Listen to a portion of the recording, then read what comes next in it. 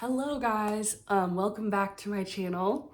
I just realized I always just talk as if it's someone that I know, but some people might not know, like if you're watching this video for the first time and you've never seen my channel. So I'll tell you a little about myself. My name is Catherine. I am 31 years old. I live in Tennessee. I'm a mom to 2-year-old twin boys, and I'm actually pregnant with my third boy. And I'm 28 weeks right now. So I'm due in March. And I am in the band Cimorelli with my sisters, and I've been in the band for 15 years. So that's kind of how I ended up getting on YouTube, is I've grown up on YouTube since I was like 17. So yeah, that's a little bit about me. Today I'm gonna be talking about how I made peace with my body changing. Also, if my voice sounds a little weird, I'm kind of coming to the end of a sinus infection and cold. So I feel a lot better. I'm just still a little bit congested. And yeah, also there's a big rainstorm outside, so I'm hoping it won't be too loud with like the thunder and stuff. It's like calmed down right before I started filming, but it was like pouring rain. So hopefully it's not too loud. But yeah, a little trigger warning. If you have suffered with an eating disorder, or currently are in recovery, this video will contain topics about weight gain, dieting, body image, and if you're just feeling like that's not the right, those are not the right type of topics for you at this place in your journey, then maybe just skip this one. So yeah, I wanted to talk to you guys about body image today. I made a video about my body image story a few years ago that you guys really liked, and I wanted to talk more about that because I've learned a lot in the last couple years since I made that video, kind of got some context that added clarity to my journey.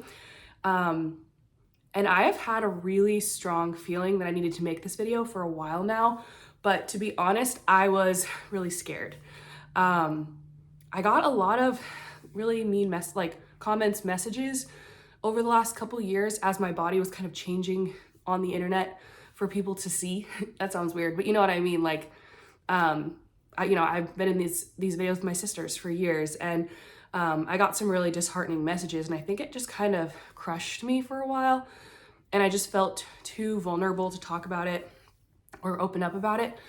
But I don't feel that way anymore. I don't know what it is, but something just kind of shifted in me, and I felt really peaceful with my body for a while now.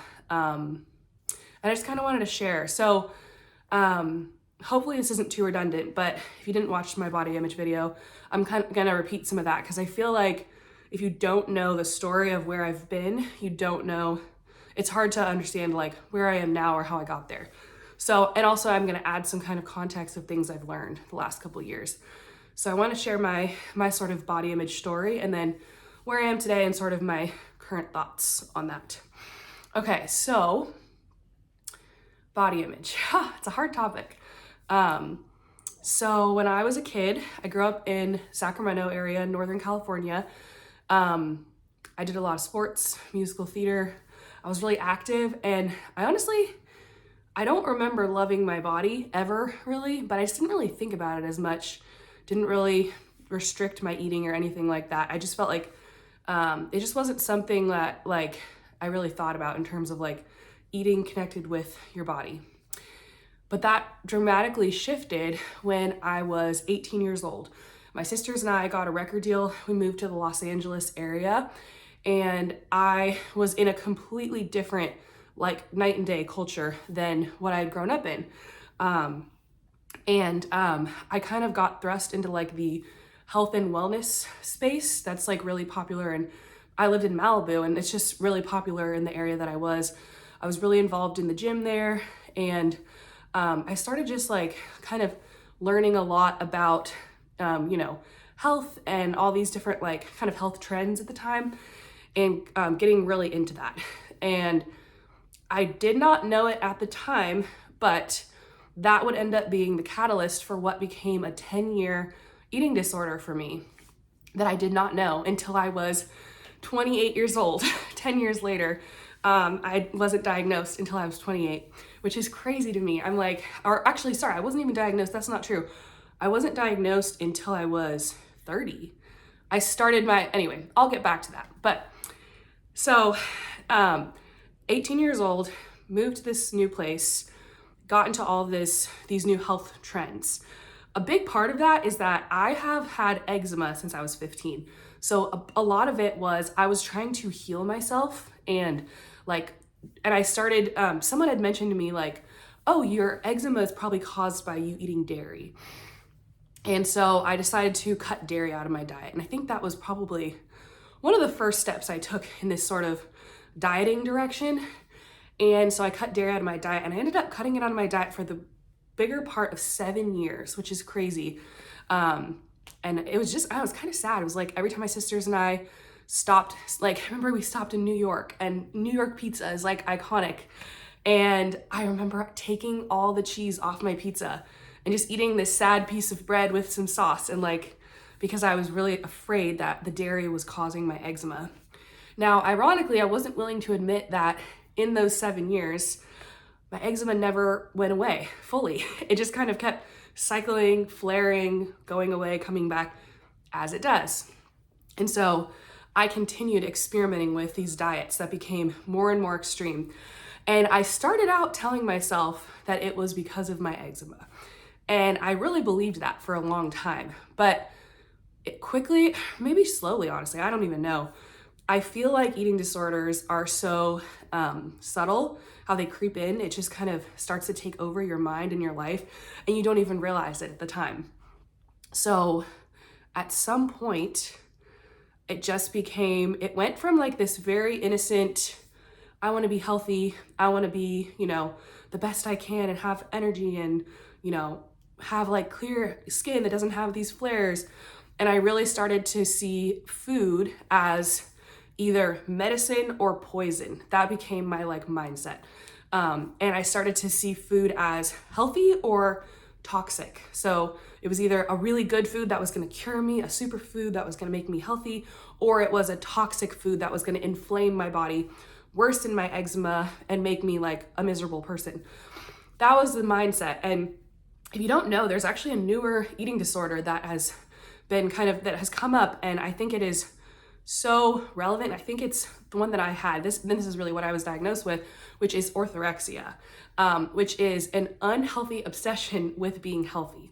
It's when clean eating and wellness culture sort of like takes over your mind and becomes like this big obsession. I also do think I had some anorexia in there. It's hard for me to really know. Some of the diagnostic stuff is a little blurry there. But it was hard for me because I never dropped to like, you see these pictures and videos of people like skin and bones. I was very thin that whole time, but I never was like hospitalized or anything.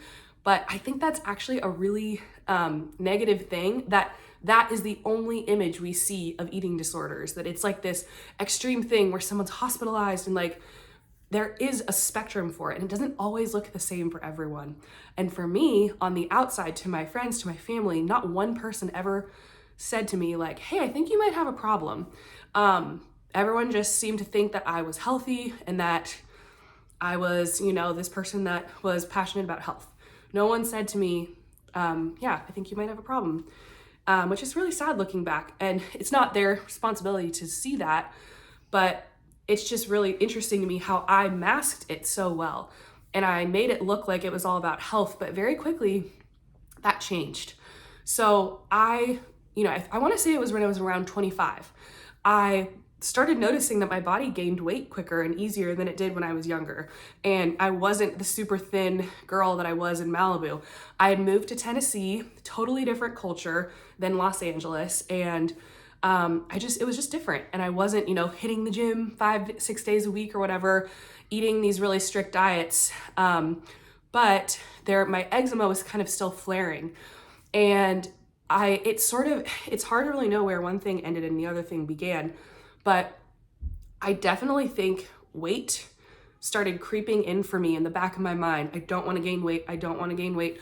I want to be the same weight, and I want to maintain this weight. And even a gain of like 5 pounds is like terrible to me. Like and I didn't even want to admit that. I just told myself the whole time, it's just about the eczema. it's just about health. I'm just being healthy. I'm trying to avoid inflammatory foods. That was really what I told myself. But if I ever gained even 2 pounds, 1 pound, 3, just the tiniest amount of weight, I freaked out. I need to tighten up my diet. I need to go on another cleanse. I need to do the Whole30. I tried so many different diets. And it just was like this vicious cycle that kept spiraling and spiraling. I definitely used exercise. Again, in my mind, it was a healthy thing, but really it was a form of punishment for gaining weight, for eating something that I didn't think was pure enough or clean enough. And really, if you get to the root of eating disorders, it's about control. And really it's about the illusion of control. I think that control is such a universal human thing that we all struggle with, eating disorder or not. It's so easy to feel afraid of the world and to feel like things are out of control and we want to control what we can. And that's what I was doing. I was trying to control my body with food. And I felt like if I could stick to this pure diet, then I would be a healthy person. And if not, I was going to be unhealthy and somehow all these bad things were going to happen to me. And it's interesting, without even realizing it, I had tied up so much of my self-worth in my body and especially in my diet. It's really sad to me, thinking about how conditional that sense of love that I had for myself was. So I just really felt horrible about myself if I ate a certain food, and I felt good about myself if I ate something differently. It's just really sad to think about that. And I remember just being at the grocery store and being proud of myself that my cart had the perfect things in it. I remember even taking a picture of it. It's it kind of makes me cringe now, but I was so caught up in it and I didn't even know it. And it just got darker and darker. And there was this one point that really I hit a low when I was, it was right before I got married. So I got married in 2020 and it was at the beginning of 2020. My eczema flared up so badly. I had eczema all over my hands in these horrible itchy patches that kept me up at night. I would wake up in the middle of the night, my hands felt like they were on fire and I would just cry. And I felt like my body was so out of control, which was my worst fear. I was avoiding dairy still. I was and I tried this really, really intense diet. It's called the anti-salicylate diet, where you can eat nothing. You can't even eat, I think it's you can't even eat avocados and grapes. Things that most people would think of as healthy are not allowed because they contain salicylates. So I was going to Sprouts, buying everything, these crackers that had nothing in them, making hummus from scratch because you couldn't even have a bunch of different oils. It was intense. And I did that for 2 months and I was starving. It was so hard for me to keep enough food in my body because it's incredibly time consuming to have to make all this stuff from scratch because you're so afraid of eating everything. And during those few months that I was on this diet, my eczema got worse and worse and it didn't get better. And I was that was when something started to alarm me. Okay, I'm trying everything here. I've literally cut out almost every food. Why is my eczema still flaring? I thought I was in control of this. I thought this condition that my body has was just caused by food and it's my fault. I'm the problem. If I eat this thing, I'm gonna give myself a flare up. And I started to realize that connection wasn't happening for me. It just wasn't. And this diet was really the big thing for me.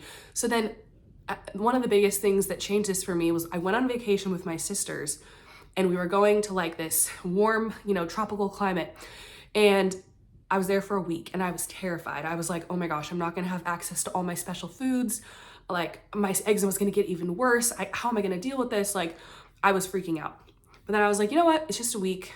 I'll survive. If I'm up all night scratching my arms, it'll be okay. I went to this vacation for a week, didn't eat anything. I ate basically everything, sugar, dairy, gluten, all the things that I was afraid of. My eczema healed that week, completely disappeared. And that was when this big alarm went off in my mind, oh my gosh, it's not the food. It's not the food. And to this day, I don't really have an answer about eczema. A lot of people ask me about this because I know it's something that a lot of people struggle with. It could be an environmental thing. It could be stress related. It could be, lack of sleep. There's so many different factors that that come into our bodies, healing, and obviously eczema is related to inflammation. So I'm not a doctor, I'm not a scientist, so I'm not really sure. Eczema is really confusing to me. But for me personally, I realized it's not the food. And that was I was at a lightning bolt, thinking about the storm, lightning bulb moment. So that was right before I got married. When I got married, I felt so much pressure to like be perfect and look thin. And at this point, I think I kind of knew this is not about the eczema. This is about me trying to look a certain way. I want to look good in my wedding dress and all those pressures that people put on, not that people put it, but it's like you put it on yourself. You know what I'm saying? So yeah, I went into my wedding and then I went on some other dumb diet. And then I immediately after my wedding gained like a little bit of weight. It wasn't much at all. And then that summer I was diagnosed with mono, which is like a really intense like virus that just makes you feel really weak and horrible. And I had that for about 2 months where I was just like bedridden, could barely get up off the couch. I felt really weak. If I tried to like exert myself, I couldn't, which was horrible. And it caused me a lot of like mental anxiety just being, I just got married and then I was like just in my house by myself all day while my husband was at work, just laying there. But that ended up being one of the biggest gifts because my, my husband was gone. I had just this quiet place. Like I was by myself and I really just spent the time thinking a lot. And I stumbled across this video that I think was honestly God trying to like help me and get out of this dark hole that I didn't even know that I was in for a decade. And stop just having like so much anxiety about food, about my body. And I discovered this concept called intuitive eating. And it completely radically changed my life. I had lived in this belief for a decade that my body was bad. My body was out of control. My body was, toxic and inflamed. And I literally have eczema right now. So it's like, I can still remember like what that, like looking at the eczema, I can just remember the connection there. Like feeling shame that it flared up, that I did something wrong and that I was in control. Or if I gained weight, I did something wrong. I ate something bad. And then I started to change that belief. And I'm like a research junkie. So if I get interested in something, I just fall down a rabbit hole. I will read every article, book, watch every YouTube video that I can find about it. And I did that for, I don't even know, probably the next 6 months, but really over the next few years, I started really getting into this concept of intuitive eating, which was radically different than what I thought it was going to be. Like, I don't know, I think I was really hesitant at first because I was like, how can you just listen to your body and like let your body eat what it wants? Like, because I was so into control, I was like, if I do that, I'm just gonna eat all this toxic food and like just my life's gonna be horrible. My eczema's gonna be worse than ever. Like, I just kind of had all these really skeptical beliefs about that. But I just started experimenting with it. And I think I got to a place where I was kind of like, enough is enough. Like, yeah, I am in a thin body, but I didn't even see my body as thin at that time. I saw it as, oh, I'm not toned enough. I'm not, fit enough. Like there was always something wrong with me, no matter how I looked. It didn't even really matter how I looked. It was just a mindset of like, I'm never enough. So I started letting that go somehow. And I remember going to the grocery store and just allowing myself to buy what I wanted. I bought some chocolate with dairy in it. Oh my gosh, crazy, it had dairy. Like that was how I felt at the time. I bought Goldfish crackers, which I've always loved, but they're toxic and inflamed. It's like, sorry, I'm really making fun of myself because that was how I used to think. But I just was like, it was such a groundbreaking thing for me to not just buy everything like healthified foods. So anyway, I started doing intuitive eating. I started gaining weight, just a little bit. It really was not a lot. It was a small amount of weight. It was very gradual. And honestly, looking back, I'm like, wow, that was like super healthy time for me. Like, but I remember stepping on the scale the first time I realized that I had gained more than like 2 pounds. And I just cried. Like I was so ashamed. I remember Max had gone to bed and I just sat on the bathroom floor crying and crying and crying. And I was writing in my journal and I was like, why did I even do this? Why did I start this? Like, and because I was literally facing my greatest fear, which was weight gain. And then I realized, I was like, and this was something that over the years, like more and more, I kind of came into this, but that was one of the first moments I realized that I associated my body being at a lower weight with being loved and being worthy. And I was terrified that if I gained weight, I was losing my like worthiness and that people weren't gonna love me anymore. As crazy as that sounds, like there's just so many messages in our culture that tell us like women should be small and thin, and if they're not, there's something wrong with them. Like, and I really, really bought into that. And I put it under this mask of health, but really it was control, and terrified of losing control of myself and my body, and this illusion of control that I could control if people loved me or if I was good enough by the way my body looked and what I ate. That was a big turning point for me. And then 3 months later, I found out I was pregnant. And then I found out that I was pregnant with twins, which was a giant surprise there. And that led to even more weight gain. And after I had the twins, I remember just looking at my body and like looking in the mirror and being like, I don't even know who you are. Like, I was unrecognizable from how I used to look, and I felt so ashamed. But I thought, like, you know what? I just need to lose some baby weight. Like, everyone does this. Everyone talks about time to lose the baby weight, so I guess I just need to do that. I joined barre classes and I tried to start eating healthier. And I lost a tiny bit of weight, but it wasn't a lot. And then I was like, you know what? I should meet with a dietitian. So I met with this dietitian, and she diagnosed me with an eating disorder. And I was like, well, I don't know, I'm laughing, but it's kind of ironic to me that I went trying to lose weight and then I came out with this eating disorder diagnosis. And she was amazing. She asked me all these questions about how I was with food from when I was a kid until where I was now.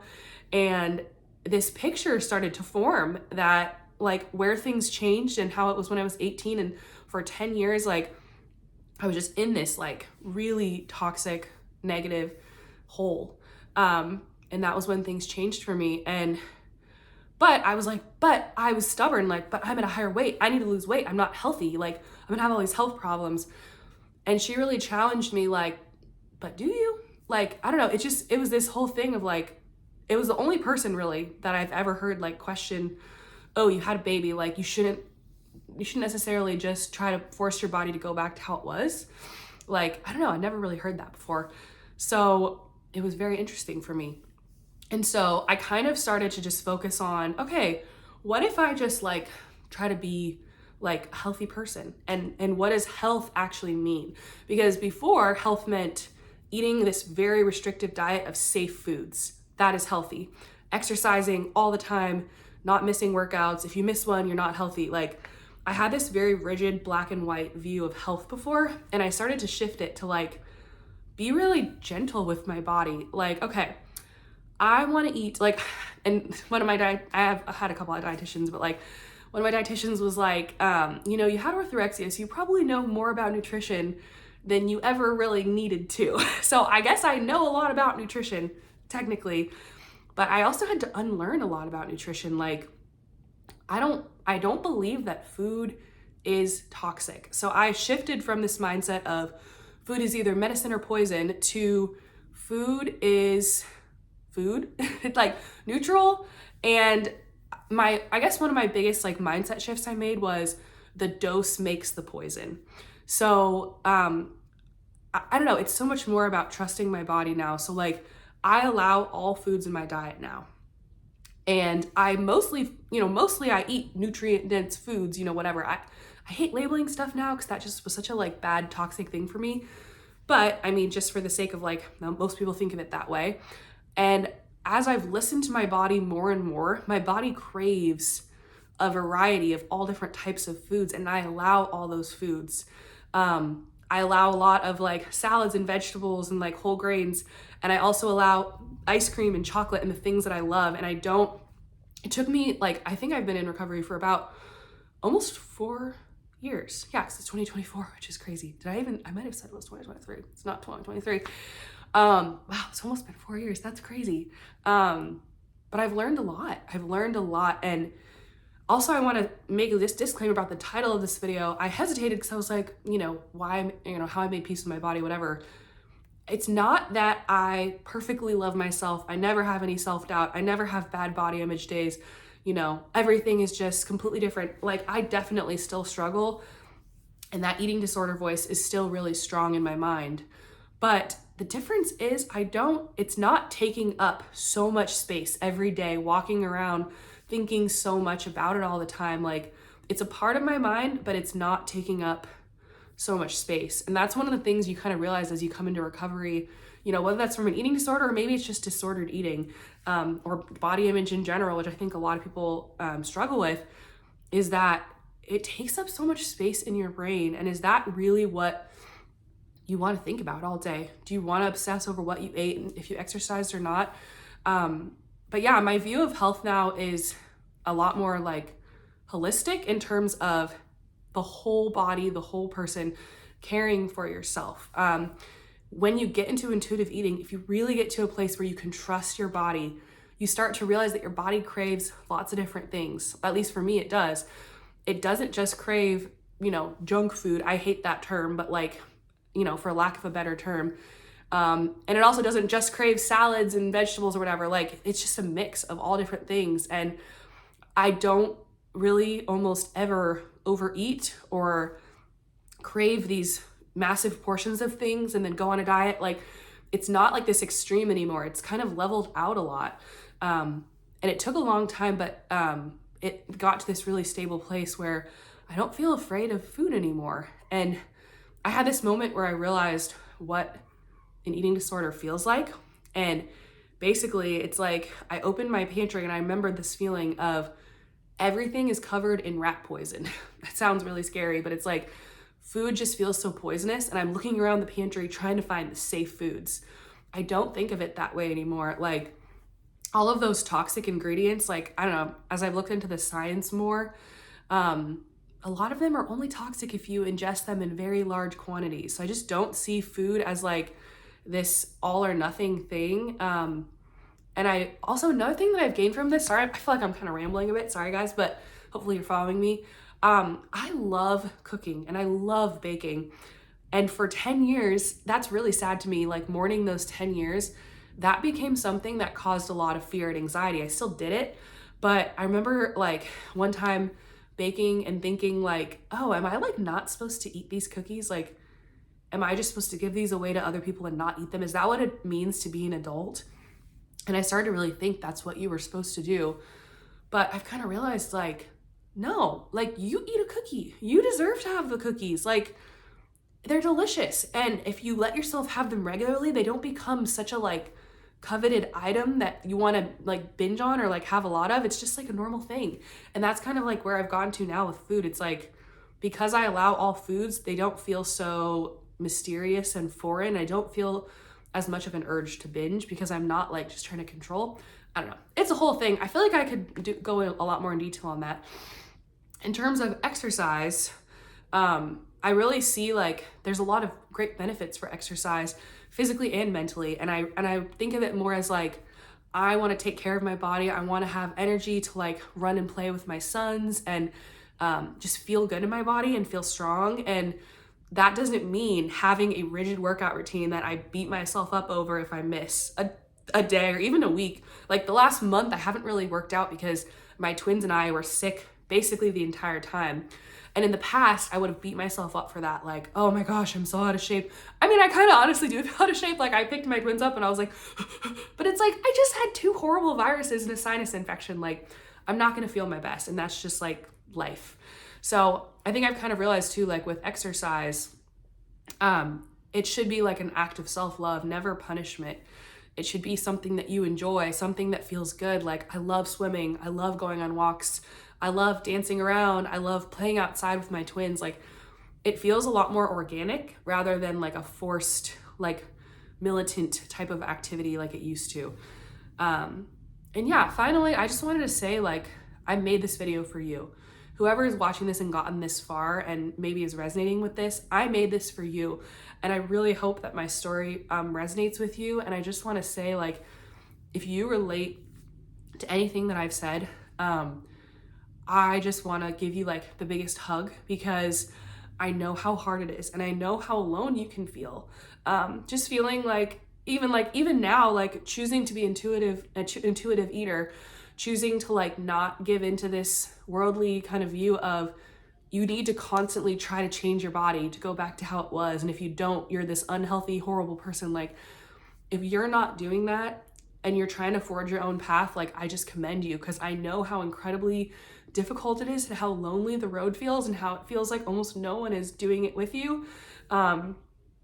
But there is hope on the other side. And if you just kind of are making this discovery, like, I really encourage you to reach out to a dietitian who specializes in intuitive eating, or an eating disorder specialist, if maybe some of what I said resonated with you. That was what my dietitian had, a specialty in eating disorders. I didn't really like make that connection at the time, but it was really meant to be that she did. So I just want to encourage you to reach out and get help. And even if you don't think you have an eating disorder, it's always good to heal, because food in our bodies should not take up so much space in our heads. I remember reading like an eating disorder, it is a type of addiction, and it is one of the hardest addictions to overcome, because unlike, something like drugs or alcohol, where you can just kind of, get out of those environments where you're exposed to it, you have to eat 3 times a day. You have to survive, at least, sometimes you need a snack here and there. Like, it's just, that's life. And it's just really hard to like not let it take over your mind when it's something that you have to do so often. But yeah, I just want to say, like, I'm not perfect and I'm not like perfectly at peace all the time, but I am so much more at peace than I was years ago. And it's been a long road, and there's been a lot of like falling down, taking a step forward, taking 2 steps back. But I just feel like so much more worthy of love than I did when I was trying to use my body and food as a way of controlling what I thought people thought about me, or what I believed made me lovable and acceptable. The rain's starting back up again. It's probably a sign I should wrap this up. But yeah, I just want to say there's hope on the other side, and there is help. There are so many resources and great people out there who can help you. So if you start on that road and you really search, I think you can find it. But yeah, I hope this video resonated with you guys. I hope this touched you, and thank you so much if you made it all the way to the end. Thank you for listening to my story and being here. I really appreciate it. And I'm really grateful to share this. And I'm also proud of myself. It like took me a long time to get here. I was really scared to like share this, because I did a similar video, but I didn't know at the time that I had an eating disorder. So I'm really grateful to share this with, and not be ashamed anymore, because it's not something to be ashamed of. Healing is incredible, and it takes so much courage to do. And you don't have to be ashamed if you're suffering, if you're struggling with food in your body. Like, I think it's so much more common than people think, and you're not alone. So I hope you guys enjoyed, and thank you for watching. Sending you lots of love. Bye.